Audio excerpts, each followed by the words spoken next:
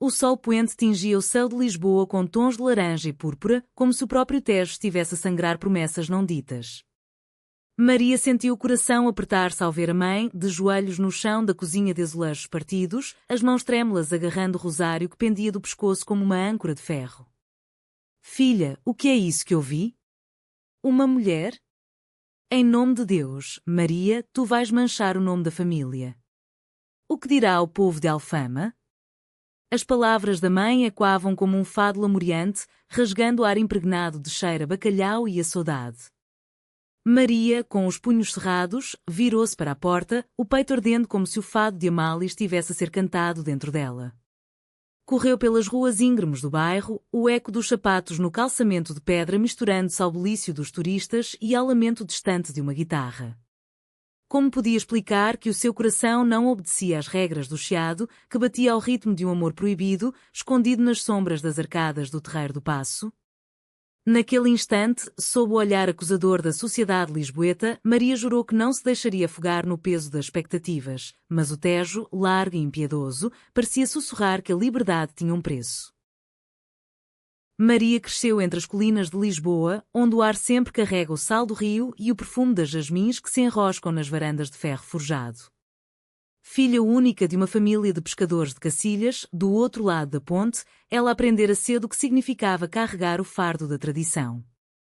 O pai, um homem de mãos calejadas pelo anzol e pelo mar, contava histórias de navegadores que desafiavam os ventos atlânticos, mas em casa, as conversas giravam em torno de casamentos arranjados e da importância de manter as aparências.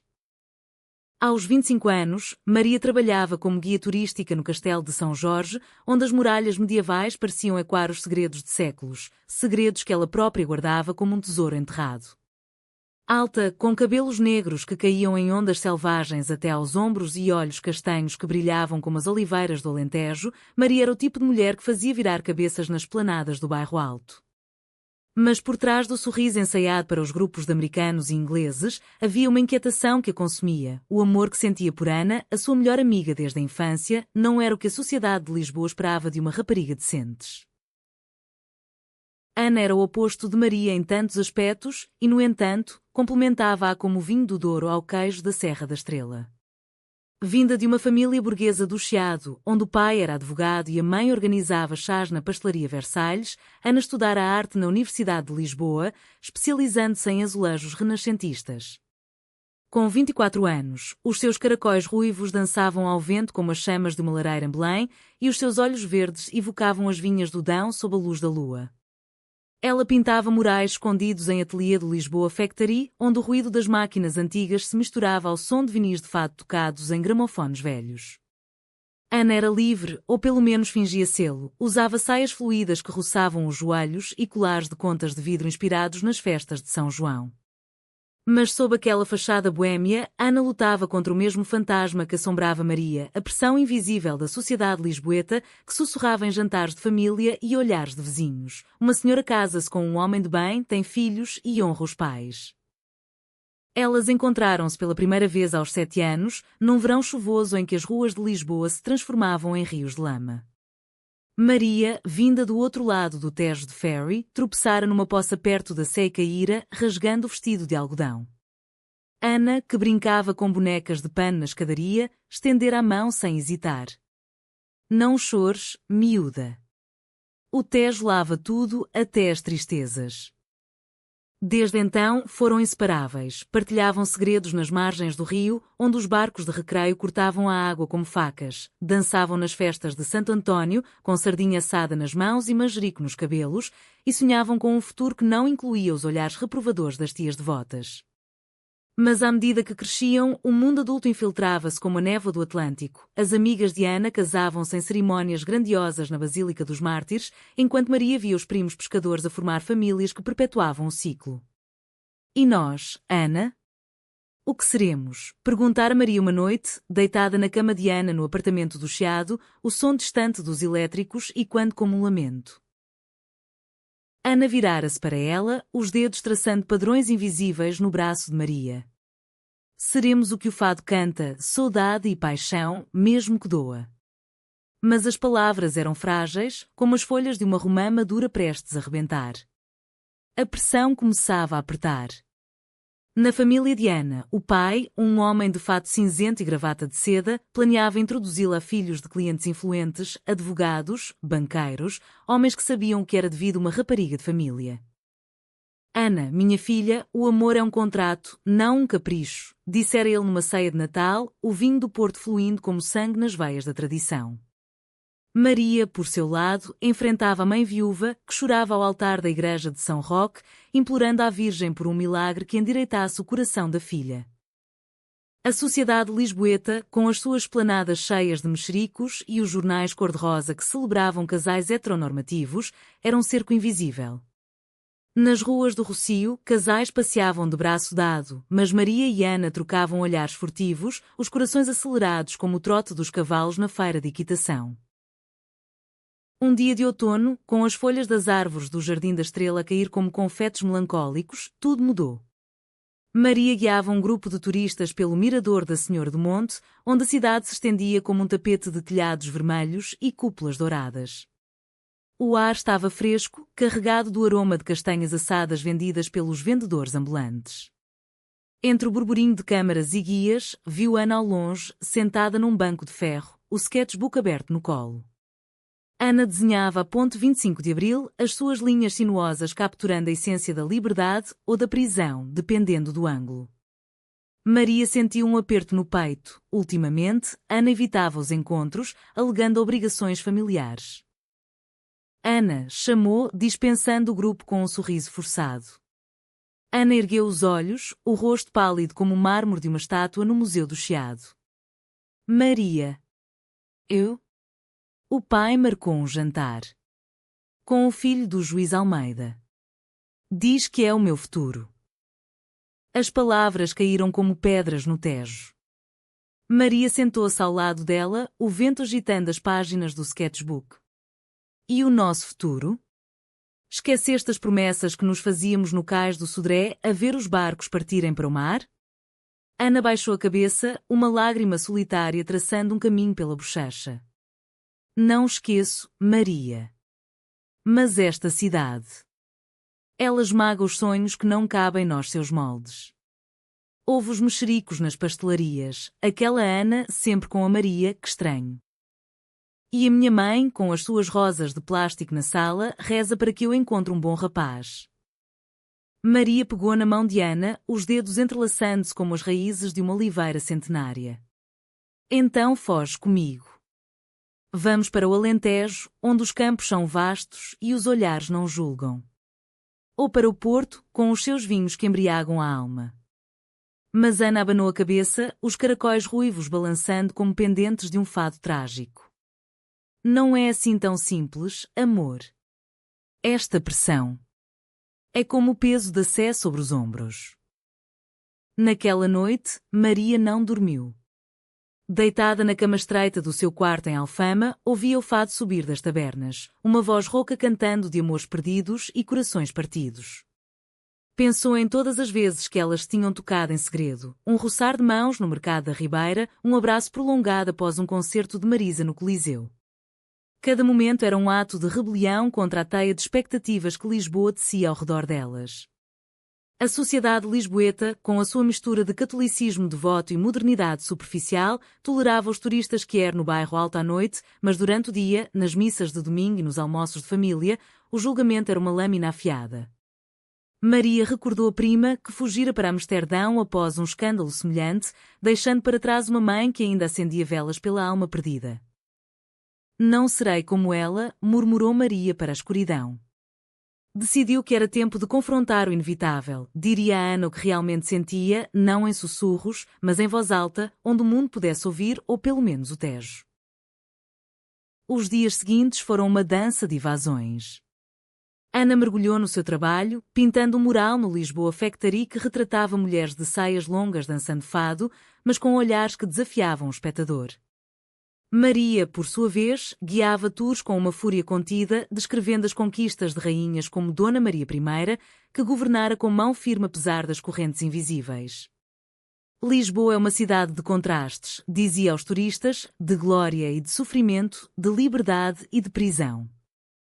Nas pausas, enviava mensagens a Ana, corações desenhados em emojis, versos de poetas como Sofia de Melbrenner: "O mar é minha pátria, mas tu és o meu porto." Ana respondia com reticências, o coração dividido entre o amor e o medo. O ápice da pressão veio num domingo de manhã, quando a mãe de Maria arrastou à missa na igreja de Santa Maria Maior. O padre, com voz trovejante, pregava sobre os pecados da carne e a santidade do matrimónio. Deus criou homem e mulher para se unirem no Santo Sacramento, proclamava, e Maria sentiu o olhar da congregação como agulhas. Saiu a meio da cerimónia, o sino a tocar como um alarme de consciência. Foi então que planeou o encontro na ponte. A ponte 25 de Abril, com os seus cabos de aço que se erguiam como asas de um pássaro gigante, simbolizava para ela a transição do passado opressivo para um futuro incerto. Marcou com Ana ao pôr do sol, quando o tráfego rugia como o rugido do mar em Cascais. "Vem, por favor. Preciso de te dizer algo que não pode esperar mais." Ana aceitou, a voz trêmula ao telefone. Enquanto esperava, Maria andava de um lado para o outro, o vento do Tejo azotando o rosto, levando consigo o cheiro de sal e de possibilidades. Pensou na história da ponte, construída em 1966 sob a ditadura de Salazar, um monumento à engenharia que ligava margens divididas. Que as nossas almas se liguem assim, pensou. O sol começava a mergulhar no horizonte quando Ana apareceu, o vestido branco esvoaçando como uma bandeira de rendição. Os olhos dela estavam vermelhos, como se tivesse chorado o dia inteiro. "Maria, o jantar foi um desastre. O filho do juiz. Ele é um estranho, fala de ações e de heranças como se o amor fosse uma transação no bairro alto." Ana parou, encostando-se à grade da ponte, o Tejo a fluir lá embaixo como um rio de memórias. Maria aproximou-se, o coração martelando como o trânsito sobre os tabuleiros. "Ana, eu não aguento mais este silêncio. Esta cidade, com as suas ruas labirínticas e os seus julgamentos escondidos nas esquinas, está a matar-nos aos poucos. Eu amo-te, Ana. Não como amiga, não como irmã de alma, amo-te como fado amador, como o Tejo ama o mar. Cada olhar teu é uma saudade que me invade, cada toque teu é uma revolução contra esta pressão que nos esmaga." As palavras saíram num jorro, cruas e honestas, e quando no vento. Ana ficou imóvel, os lábios entreabertos em choque. Lágrimas começaram a rolar pelo rosto dela, silenciosas no início, como a chuva fina de Lisboa em novembro. O choro de Ana não era de desespero, mas de uma liberação profunda, como se todas as lágrimas acumuladas desde a infância estivessem a ser lavadas pelo vento salgado do Tejo. Ela agarrou as mãos de Maria, os dedos frios entrelaçando-se com urgência. "Maria. Eu pensei que era só eu. Que este sentimento era um pecado que eu carregava sozinha, como uma cruz de madeira entalhada nas oficinas de Mafra. Lembro-me de pequena a ver as casadas no Chiado, com alianças de ouro e filhos aos pés, e a perguntar-me por que o meu coração batia diferente. O pai, com os seus sermões sobre dever e honra, e a mãe, com os seus sonhos de netos a brincar no Jardim da Estrela, eles constroem uma gaiola de cristal à minha volta, bela mas impenetrável." As palavras de Ana fluíam agora, entrecortadas por soluços que o rugido da ponte abafava. Maria puxou-a para um abraço, os corpos colando-se como peças de um azulejo quebrado que se recompõem. "Não és só tu, amor. Eu vejo-te em cada canto de Lisboa, no brilho das luzes do aqueduto das Águas Livres, na curva das escadarias do bairro Alto. Esta sociedade. Ela finge ser moderna, com os seus bares de cocktails no cais do Sodré e os murais de street art no Intendente, mas no fundo, é como o tempo de Essa de Queiroz, cheia de hipocrisias vestidas de renda." Elas ficaram ali, abraçadas contra a grade, enquanto o sol se dissolvia no horizonte, pintando o céu de tons de carmim e açafrão, como um quadro de Paulo Rego capturando a essência da melancolia portuguesa. O trânsito passava em ondas, carros cheios de famílias voltando para casa após o fim de semana, inconscientes do drama que se desenrolava sobre as suas cabeças. Maria sentia o calor do corpo de Ana contra o seu, um bálsamo contra o frio que a pressão social injetara nas veias. "Lembras-te da primeira vez que fomos ao fado no Senhor Vinho?" murmurou Maria, a voz baixa como um segredo partilhado. Tu cantaste baixinho estranha forma de vida, e eu soube, naquele instante, que o destino nos entrelaçara como os fios de uma rede de pesca no Tejo. Ana riu através das lágrimas, um som frágil mas genuíno, como o tilintar de copos de aguardente numa taberna de Alfama. Sim, e o fadista aplaudiu, dizendo que tínhamos alma de artistas. Mas fora dali, nas ruas, os olhares. Duas raparigas sozinhas à noite? Que dirão os vizinhos? A confissão na ponte marcou o turning point, mas não o fim da tempestade. Nos dias seguintes, uma calmaria ilusória instalou-se. Maria e Ana começaram a encontrar-se em segredo nos recantos menos vigiados de Lisboa, o Jardim Botânico, onde as palmeiras altas ocultavam conversas sussurradas, a Feira da Ladra, entre pilhas de livros velhos e bugigangas que cheiravam a história, e as praias de Cascais ao amanhecer, quando o Atlântico lambia a areia com promessas de renovação. Ali, longe dos olhos da sociedade, elas podiam ser elas próprias, mãos dadas enquanto caminhavam pela rebentação, rindo de anedotas sobre as tias intrometidas ou sonhando com uma vida em que o amor não precisasse de se esconder. Ana pintava retratos de Maria à luz da lua, capturando a curva suave do seu sorriso e o fogo nos olhos que desafiava as normas. És a minha musa, Maria. Como as sereias que os marinheiros contavam nas tavernas de Belém, dizia, o pincel dançando na tela como uma valsa proibida. Mas a pressão lisboeta não dormia. Ela infiltrava-se nas mensagens de texto da mãe de Maria, quando é que arranjas um namorado decente? O teu tio pergunta. Ou nos convites insistentes do pai de Ana para jantares em restaurantes chiques do Parque das Nações, onde pratos de cataplana e vinhos do Alentejo serviam de pano de fundo para negociações matrimoniais. Uma noite, após um concerto de fado no Hot Club de Portugal, onde o jazz se misturava ao lamento tradicional, Ana recebeu uma chamada da melhor amiga da mãe, a Dona Isabel, uma viúva de língua afiada que frequentava os salões de chá do Avon. Ana, minha querida, ouvi boatos. Cuidado com essas amizades. Perigosas. Lisboa é pequena e as línguas são longas como Tejo. Ana desligou o telefone com mãos trêmulas, o jazz ainda e quando nos ouvidos como um contraponto irónico à sua angústia. Correu para o apartamento de Maria em Alfama, subindo as escadas estreitas aos tropeções, o cheiro de jasmim noturno guiando-a como um farol. Maria abriu a porta, o cabelo despenteado e uma chávena de chá de ervas na mão, o ritual noturno que elas partilhavam, falando de tudo e de nada. O que aconteceu? Perguntou, puxando Ana para dentro. O apartamento era um santuário modesto, paredes cobertas de postais de viagens sonhadas, uma vitrola tocando vinis de Carlos Paredes e uma janela que dava para as luzes tremulosentes do bairro. Ana desabou no sofá de veludo gasto, as lágrimas voltando como uma maré alta. És tu, Maria. Sempre tu nos boatos. A Dona Isabel. Ela sabe ou suspeita. Diz que é perigoso, que vou acabar como aquela prima que fugiu para a Espanha e agora vive naquele modo de vida. Maria ajoelhou-se à frente dela, limpando as lágrimas com os polegares. Deixa-os falar. O fado ensina-nos que a dor é o preço da autenticidade. Lembras-te de Lágrimas de Orvalho? É sobre chorar para renascer. Mas no fundo, Maria temia, a sociedade lisboeta não perdoava facilmente. Recordava os escândalos lidos nos jornais, famílias desfeitas por amores fora da norma, mulheres ostracizadas nas freguesias conservadoras. Para combater o cerco, elas decidiram criar o seu próprio mundo. Ana propôs um ritual. Todas as sextas-feiras, iriam ao mercado de Campo de Ourique, comprar queijos frescos e pão de milho, depois piqueniques no Monsanto, onde as eucaliptos altos sussurravam segredos ao vento. Ali, deitadas na relva, falavam de sonhos, abrir uma galeria de arte dedicada a artistas quer portuguesas, como a pintora Maria Helena Vieira da Silva, cujas obras abstratas ecoavam a confusão do coração. Maria partilhava histórias dos tours. Hoje, um casal de turistas de Berlim beijou-se abertamente no castelo. Eles disseram que Lisboa é tolerante. Mas para nós, é uma prisão com vista para o rio. Ana ria, traçando corações na palma da mão de Maria com o dedo. Então seremos as presas que voam. Como as gaivotas sobre o Tejo. Contudo, o conflito escalava.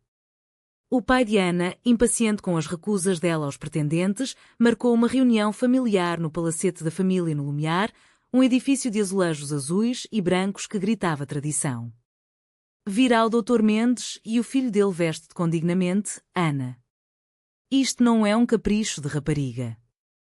Ana, presa entre o dever e o desejo, confidenciou a Maria numa mensagem: sinto-me como uma personagem de Camões, dividida entre o amor e o destino. Maria, furiosa, propôs interferir. Vou lá, finge ser uma prima distante e monto um escândalo. Mas Ana recusou, o medo enraizado como as raízes de uma sobreira no Alentejo.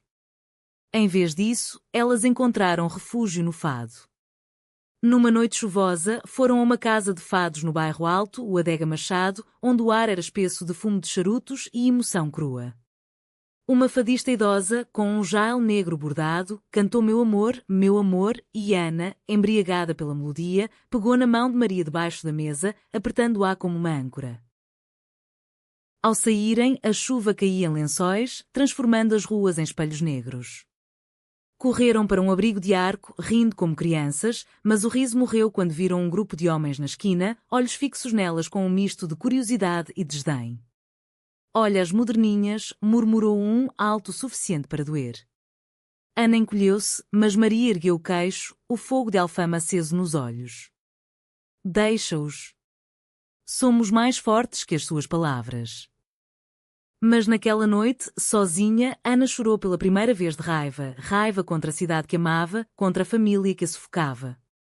No dia seguinte, ligou a Maria: precisamos de fugir, nem que seja por um dia.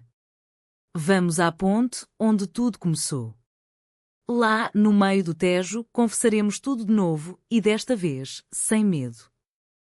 O reencontro na ponte foi carregado de tensão. O céu estava cinzento, como o humor de Lisboa em dias de garoa, mas o rio fluía sereno, testemunha muda de tantos dramas. Ana chegou primeiro, um cachecol de lã vermelha enrolado no pescoço, evocando as bandeiras das revoluções de 1974. Maria veio a seguir, com um ramalhete de flores silvestres colhidas no Monsanto, margaridas e alecrins, símbolos de pureza e resiliência. Ana, eu não posso perder-te para esta teia de obrigações. O meu coração é teu, como o fado é da saudade. Ana virou-se, os olhos brilhando com uma determinação nova. E o meu é teu, Maria. Mas há mais, o pai descobriu as pinturas. Viu o retrato teu e perguntou quem era aquela mulher nos meus sonhos. Eu neguei, mas ele contratou um detetive, um daqueles tipos do Rocio que farejam segredos como cães de caça. O choque gelou Maria, mas em vez de pânico, veio uma clareza feroz. Então enfrentemo-lo juntos. Esta confissão não é só nossa, é um grito contra a pressão que nos molda. Enquanto falavam, o vento levantou, agitando as flores como confetes numa procissão. Ana começou a chorar novamente, mas desta vez, as lágrimas eram de alívio, como se confessar as libertasse do peso acumulado. Eu amo-te, Maria. Amo a tua risada que ecoa nas colinas de Alfama, o teu cheiro ao mar e a terra molhada. Seja o que for que venha, enfrentaremos de mãos dadas. Maria, com o coração transbordando, puxou-a para si, e o choro de Ana misturou-se ao dela, um rio de emoções que o Tejo acolhia. Mas o alívio não durou. Do outro lado da ponte, um carro parou e uma figura familiar saiu, o pai de Ana, o rosto uma máscara de fúria contida. O pai de Ana, o Dr. Francisco, era um homem de estatura média, mas com a presença imponente de quem frequentava os tribunais do Supremo há décadas. Vestido com um casaco de lã escura e gravata de seda, ele atravessou a ponte a passos decididos, o vento desarrumando o cabelo grisalho. Ana! O que é isto? Recebo um telefonema de um contacto no bairro, dizem que te viram aqui, com ela. O dedo acusador apontou para Maria, que se endireitou, o ramalhete ainda na mão como uma arma frágil. Ana, limpando as lágrimas com as costas da mão, interveio. Pai, para. Isto não é um julgamento no chiado. Mas Francisco não parou. Os olhos, do mesmo verde dos de Ana mas endurecidos pelo cinismo da lei, fixaram-se nela com uma mistura de decepção e autoridade. Julgamento? Isto é a tua vida, Ana. Eu lutei contra a ditadura, vi o 25 de Abril nascer no Carmo. Para quê? para ver a minha filha jogar fora o futuro por caprichos? A sociedade espera mais de nós dos que carregam o nome da família. Maria sentiu o sangue ferver, como vinho tinto a aquecer as veias numa noite de inverno. Senhor, com todo o respeito, o amor não é um capricho. É o que nos faz humanos, como o fado nos faz portugueses, cru, profundo, inevitável. Francisco virou-se para ela, o rosto contorcido em desdém. E tu, rapariga de Alfama, o que sabes de honra? Vens de um mundo de pescadores e tabernas, onde as regras são flexíveis. Mas no Chiado, no nosso círculo, há padrões. Ana entra no carro. Vamos para casa e falaremos com a tua mãe. Isto acaba aqui. Ana hesitou, o corpo dividido entre o pai e Maria, como o Tejo entre as duas margens. As lágrimas de alívio de momentos antes transformaram-se em soluços de pânico e ela agarrou o braço de Maria. Não, pai. Eu amo-a. É real, não um erro. O confronto durou minutos que pareceram horas, o trânsito rugindo como um coro indiferente. Francisco argumentava com a lógica do dever filial, evocando memórias da avó Ana, que sacrificara sonhos de artista para casar e criar família durante o salazarismo. Ela aguentou pior que isto, e tu queres fugir? Maria contra-argumentava com a paixão da juventude, citando poetas como Fernando Pessoa. O amor é essencial ao ser, como o fado à alma lisboeta. Mas as palavras ricocheteavam na armadura do Dr. Francisco. Finalmente, ele arrastou Ana pelo braço, e ela, num gesto de desespero, gritou: Maria, espera por mim. Isto não acaba assim. O carro partiu, deixando Maria sozinha na ponte, o ramalhete caído no chão, esmagado por pneus apressados. O sol já se punha, lançando sombras longas sobre o Tejo, e Maria chorou, não de perda, mas de raiva contra o muro invisível da tradição. Naquela noite, o apartamento de Maria em Alfama tornou-se um reduto de solidão. Ela acendeu velas de cera de abelha, roubadas de uma procissão de Nossa Senhora da Saúde, e pôs a tocar com que voz de Amália Rodrigues na vitrola, a voz da fadista preenchendo o espaço como um bálsamo. Porque dói tanto amar, murmurava, enquanto o vinho de colheita do Douro queimava a garganta. Recebeu uma mensagem de Ana, desculpa. Ele trancou o meu telefone, mas roubei-o da mãe. Ama-te. Resistirei. Maria respondeu com um coração partido, mas no fundo, uma semente de rebelião brotava. Decidiu procurar aliados. Lembrou-se de Teresa, uma antiga colega de escola que agora geria um café Kier no Príncipe Real, um oásis de arco-íris escondido atrás de portas de madeira entalhada.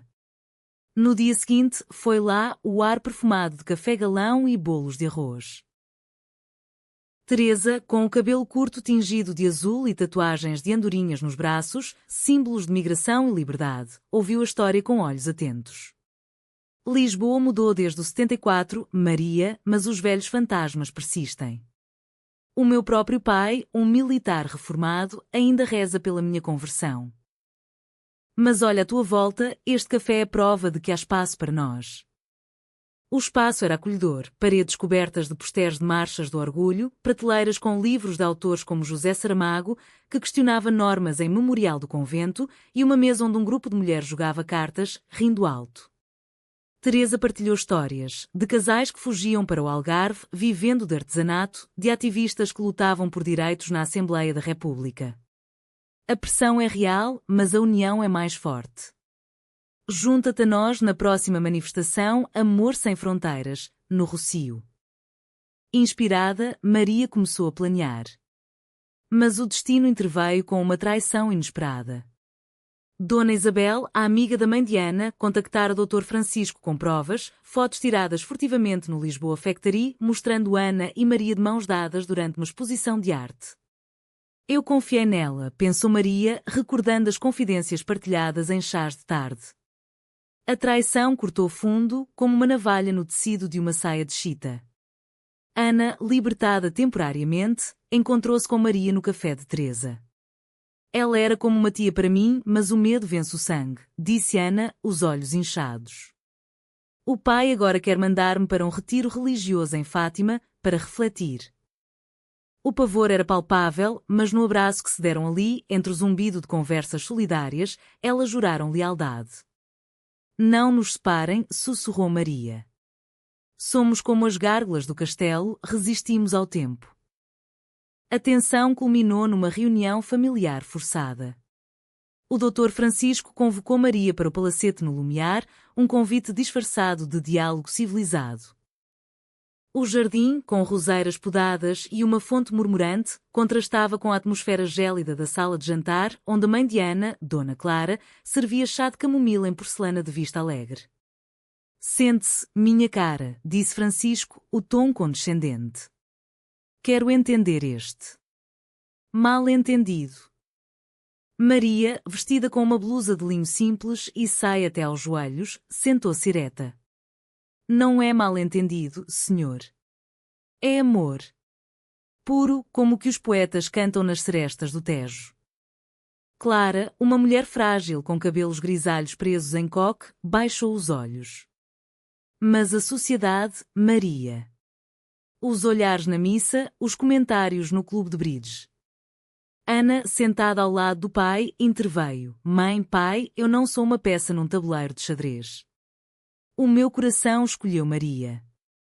O debate durou horas, com Francisco evocando deveres e heranças, Clara apelando à compaixão religiosa e Maria defendendo com a ferocidade de quem crescer à beira-mar.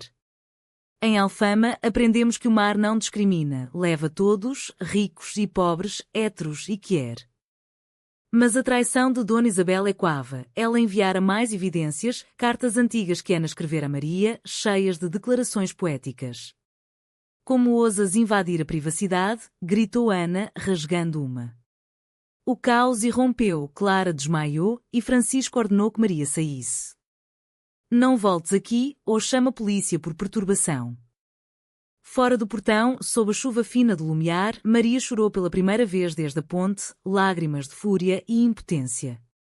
Mas Ana escapuliu minutos depois, correndo para os braços dela. Eu saio contigo. Deixemos esta gaiola. Elas fugiram para o coração de Lisboa, escondendo-se no apartamento de Teresa no bairro Alto. Ali, entre livros de poesia e vinis de fado, planearam o próximo passo.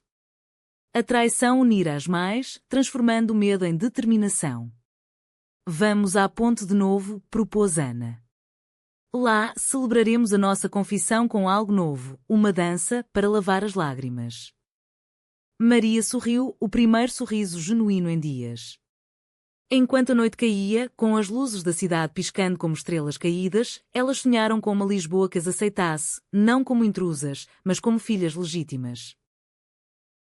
A fuga para o bairro Alto foi como mergulhar no seio de uma família escolhida. O apartamento de Teresa era um labirinto acolhedor, quartos exíguos com paredes forradas de tecidos estampados inspirados em bordados do Minho, uma cozinha onde fervia o cheiro de caldo verde chouriço e uma sala onde o chão de tacos rangia sob os pés como um fado sussurrado. Fiquem quanto quiserem, disse Teresa, servindo pastéis de nata quentes de uma padaria vizinha. Aqui, o amor é lei, não exceção. Outras mulheres juntaram-se. Sofia, uma bibliotecária do Arquivo Nacional com óculos de armação grossa e um riso contagiante, e Inês, uma cozinheira do Time Out Market que contava histórias de amores proibidos durante Estado Novo. Ao redor da mesa de carvalho, sob a luz amarelada de uma lâmpada de vidro soprado, elas partilharam experiências de coming outs em famílias devotas de Orém, de olhares desviados nas ruas do Saldanha. A pressão lisboeta é como o tramo 28, apertada, cheia de curvas, mas leva-te a lugares inesperados, brincou Sofia, enchendo copos de vinho verde espumoso. Maria e Ana encontraram consolo nessa irmandade. De dia, Maria continuava os tours, mas agora com um brilho novo nos olhos, descrevendo o património de Lisboa como metáforas de resiliência. O aqueduto resiste há séculos, levando água através de vales, assim o amor atravessa obstáculos. Ana, por seu lado, pintava febrilmente, criando uma série de azulejos imaginários que retratavam mulheres abraçadas contra fundos de pontes e rios, vendendo-os anonimamente no mercado de artesanato do Campo de Ourique. Mas a traição de Dona Isabel deixara cicatrizes. Como pôde, perguntava Ana nas noites insones, aninhada nos braços de Maria. Ela bebia o chá na nossa casa, ria das minhas piadas sobre fado. Maria, traçando círculos suaves nas costas dela, respondia: o medo transforma amigos em carrascos. Mas nós temos algo mais forte, a verdade. O Dr. Francisco não desistiu facilmente. Mandou mensagens através de advogados, prometendo ajuda profissional, terapia em clínicas discretas do Restelo, onde anomalias eram corrigidas. Clara, a mãe, enviava flores de estufa com bilhetes trêmulos. Volta, filha. Deus perdoa os perdidos. Ana lia-os em voz alta, a voz embargada, mas rasgava-os com determinação crescente. Não sou perdida, mãe.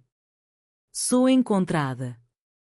A pressão estendia-se à sociedade mais ampla. No trabalho de Ana, um colega conservador espalhou rumores, forçando-a a renunciar ao ateliê no Lisboa Factory. Não podemos ter esse tipo de drama num espaço criativo, dissera o chefe, hipócrita como os anúncios de turismo que promoviam Lisboa como cidade arco-íris. Maria enfrentou o seu. Uma turista idosa, devota de Fátima, cancelou o tour ao ouvir boatos sobre guia. Deus abençoe, mas não viaje com pecadoras. Numa tarde de névoa, enquanto caminhavam pelo Jardim do Príncipe Real, um oásis de palmeiras e fontes borbulhantes, frequentado por casais quer-abertos, Ana parou abruptamente. Maria, e se fugíssemos de vez? Para o Porto ou Coimbra, onde as universidades são mais livres. Maria abanou a cabeça, os cabelos negros agitados pela brisa. Não. Fugir seria ceder à pressão. Vamos enfrentá-la aqui, no coração de Lisboa, onde o Tejo nos viu nascer. Inspirada, organizaram um evento pequeno com as amigas, uma noite de confissões no Café de Teresa, com leituras de poesia e fado acústico. Sofia recitou versos de Natália Correia sobre amores que desafiam deuses, Inês cozinhou petiscos de marisco, evocando as festas de família reinventadas. Maria e Ana subiram ao palco improvisado, mãos unidas. Esta cidade nos pressiona, mas nós a moldamos de volta, disse Maria, a voz firme. Ana acrescentou: o nosso amor é lisboeta, saudoso, mas eterno. O evento foi um sucesso modesto, com aplausos e abraços, mas a traição maior veio de onde menos esperavam. Teresa, pressionada por aluguéis crescentes e um senhorio homofóbico, pediu que saíssem. Não é pessoal, meninas. É a economia e os olhares. A decepção cortou como vidro. Até as nossas aliadas cedem, murmurou Ana, embalando-se na cama estreita. Maria, porém, viu oportunidade na dor. Vamos à ponte. Lá, onde confessamos, transformaremos o choro em celebração. Elas prepararam-se. Ana costurou fitas coloridas num jail, símbolos de união. Maria comprou castanhas assadas e um CD de fada beat, raro na tradição melancólica. Na véspera, uma mensagem de Clara chegou: o teu pai está doente. Vem, por piedade. Ana hesitou, o coração partido como um azulejo rachado. O regresso ao palacete foi tenso. Francisco jazia na cama, pálido como cera de vela, um ataque cardíaco atribuído ao stress familiar. Clara chorava ao lado, o rosário entre os dedos. Ele ama-te, Ana. Só quero melhor. Ana sentou-se na beira da cama, Maria à porta como sentinela. Pai, o melhor sou eu com Maria. Aceita ou perdes-me para sempre. Francisco, voz fraca, murmurou: eu vi o 25 de abril. Liberdade para todos. Talvez eu seja o prisioneiro. Foi um vislumbre de redenção, mas frágil. Ao saírem, Clara segredou a Ana: eu rezo por vocês. Mas cuidado com Dona Isabel, ela trama mais. A traição persistia, um veneno lento. De volta ao bairro Alto, elas encontraram abrigo temporário no albergue Quier no Intendente, um bairro regenerado com murais vibrantes e bares alternativos. Ali, entre mochileiros e artistas, Ana pintou um quadro da ponte, duas figuras dançando sobre as águas, lágrimas transformadas em pétalas. Isto será o nosso manifesto, disse. Maria organizou um flash mob discreto, amigas com cartazes de amor a Tejo, largo e livre. Mas o clímax aproximava-se. Dona Isabel, aliada a um jornalista sensacionalista, ameaçou expor a história num tabloide, filha de prominente advogado em escândalo lésbico. O pânico instalou-se. Temos de agir primeiro, disse Maria. A confissão na ponte, faremos dela pública, uma dança de alívio que cala os mexericos. Prepararam o terreno, convidadas as amigas, um fadista local para música e luzes de lanterna para o crepúsculo. O dia chegou com sol tímido, filtrado pelas nuvens como misericórdia divina. Elas subiram à ponte, o coração acelerado como o motor de um elétrico. O Tejo brilhava abaixo, barcos de pesca pontuando o horizonte como pontos de esperança. O ar na ponte 25 de Abril estava carregado de expectativa, como antes de uma procissão de Corpus Christi, quando as ruas de Lisboa se enchem de tapetes de flores e o cheiro de incenso paira pesado. Maria e Ana posicionaram-se no mirador central, onde os cabos de aço se entrecruzavam como teias de destino. As amigas chegavam em grupo discreto, Teresa com um buquê de flores silvestres, Sofia carregando um cartaz enrolado, Inês com uma cesta de petiscos, bolinhos de bacalhau e broa de milho, para celebrar a vida portuguesa mesmo na adversidade. O fadista, um homem magro chamado João, de barba grisalha e viola ao ombro, afinava as cordas com dedos calejados. Cantarei para almas livres, prometera ele, um aliado encontrado num casa de fados de Moraria. O sol poente banhava tudo em ouro líquido, transformando o Tejo num espelho de possibilidades, e por um momento, a pressão da cidade parecia distante, como o eco de um sino na sé. Ana, vestida com um jale de fitas coloridas que ondulava ao vento como bandeiras de orgulho, apertou a mão de Maria. E se ninguém vier? E se o pai aparecer? Maria, com uma blusa branca simples e saia florida evocando os campos do Ribatejo, sorriu com determinação. Então dançaremos sozinhas. O importante é o alívio, transformar o choro em movimento. Elas haviam planeado a dança de celebração como um ritual catártico, não uma coreografia elaborada, mas um improviso inspirado no fado e na dança popular do rancho folclórico, misturado com toques modernos de tango que Ana aprendera num workshop no Music Box. Seria um grito visual contra a traição e a opressão, uma união eterna simbolizada pela ponte que as unia. O grupo reuniu-se em círculo, o trânsito ao fundo como um rugido aprovador. João começou a tocar uma versão upbeat de Ó Gente da Minha Rua, a viola vibrando com energia rara no género melancólico. Maria e Ana entraram no centro, olhos fixos uma na outra. Lembras-te do nosso primeiro choro aqui? Sussurrou Maria. Ana assentiu, lágrimas já brotando, não de dor, mas de liberação. Sim, e agora? Dançamos. Elas moveram-se devagar no início, mãos entrelaçadas, os corpos girando como folhas no vento do Tejo. O choro veio naturalmente. Ana soluçou primeiro, o corpo tremendo enquanto recordava a traição de Dona Isabel, as ameaças do pai, os olhares da sociedade. Maria juntou-se, lágrimas correndo como chuva de verão, lavando o peso das expectativas familiares. Pelo que sofremos, pelo que amamos, murmuravam, enquanto as amigas formavam um coro humano, batendo palmas ao ritmo da viola.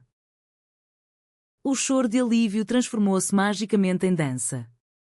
As lágrimas secaram nos rostos, substituídas por sorrisos que iluminavam mais que o sol poente. Ana girou Maria nos braços, os pés pisando o betão da ponte como se fosse o chão de uma taberna de fado, os jales esvoaçando como asas.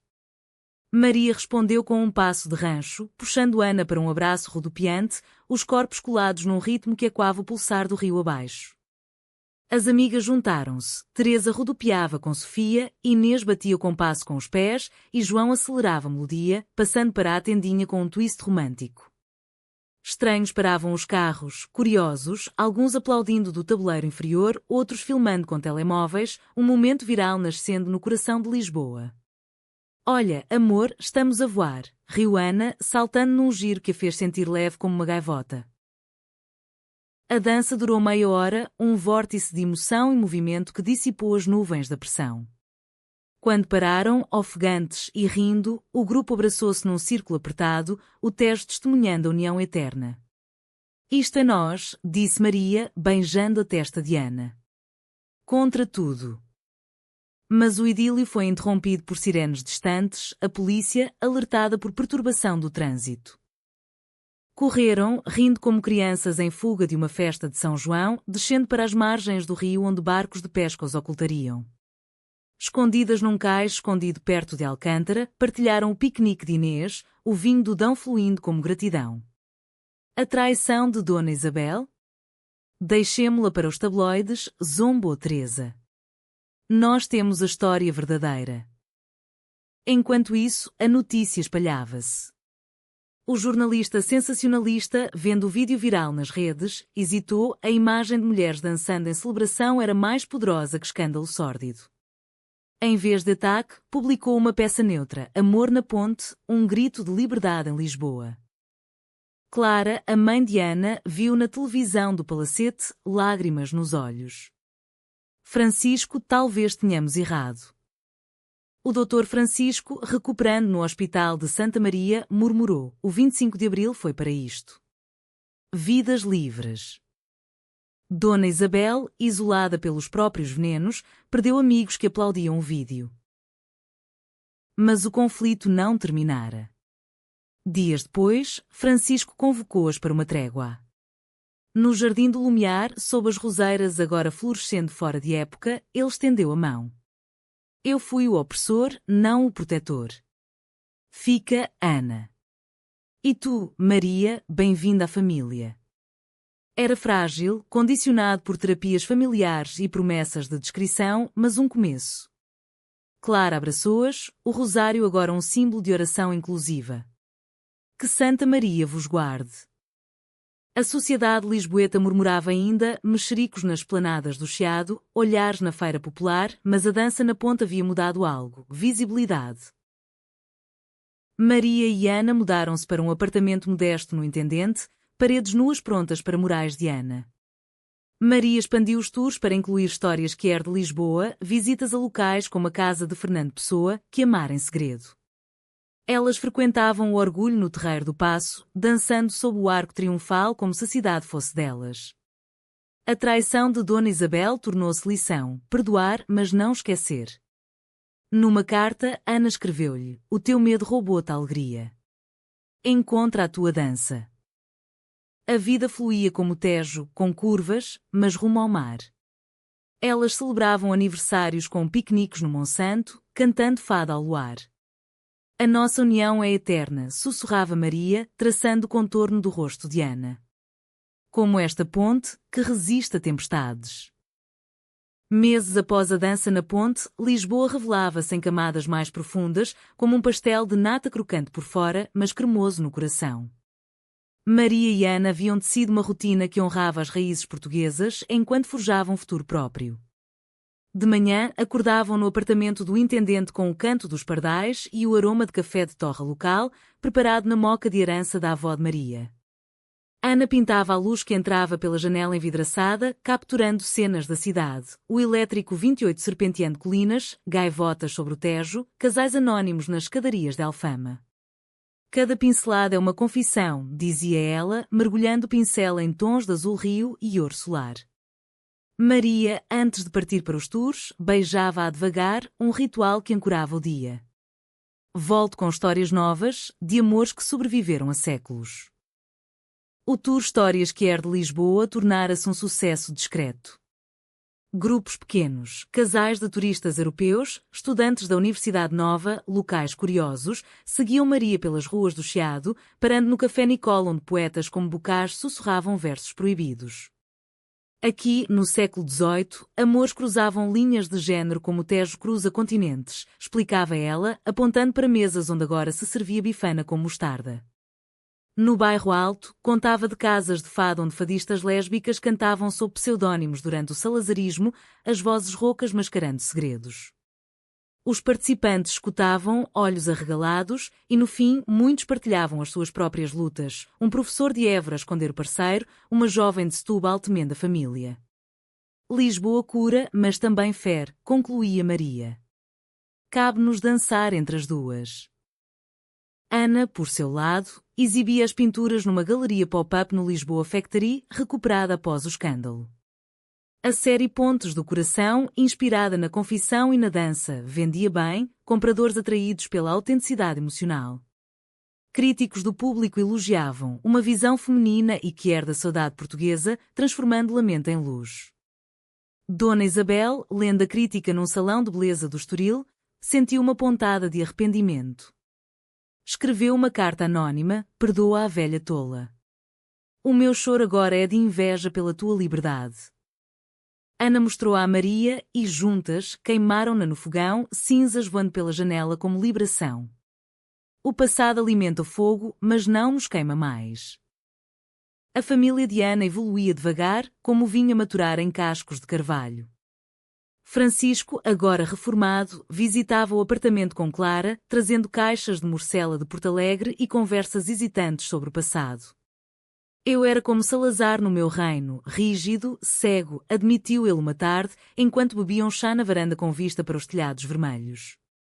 Mas vi o vídeo da ponte 1000 vezes. Aquela dança. Era vida. Clara, mais aberta, oferecia padrões de bordado, para as tuas saias, Ana. Flores para o amor que floresce. Elas aceitavam, perdoando sem esquecer, sendo pontes humanas onde antes havia abismos. A mãe de Maria, ainda em Alfama, demorou mais, visitas tensas na cozinha de azulejos, com o rosário presente mas menos apertado. Deus é amor, filha. Talvez eu o entenda mal.